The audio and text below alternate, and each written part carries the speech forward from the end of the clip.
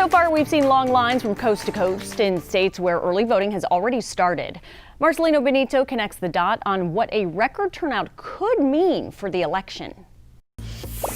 Voter turnout is expected to shatter records this election. So what does that mean for the outcome? Let's connect the dots. Political experts are predicting the highest percentage voter turnout in more than a century. Forecasts are suggesting 150 million Americans will vote this fall. And while the coronavirus pandemic could make a dent in that prediction, not everyone is so sure. Many states have expanded voter access in response to coronavirus, expanding early and mail-in voting. And so far, early voting totals are backing up that record-shattering prediction. So who does all this help?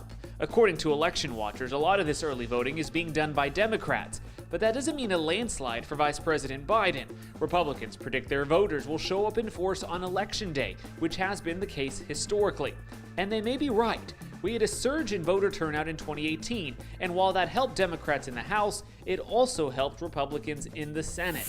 And when it comes to polls that ask people about why they're interested in this election, The Atlantic reports Republicans are just as passionate as Democrats in this election, suggesting both sides are geared up to go vote. Connecting the dots, I'm Marcelino Benito for H-Town Rush.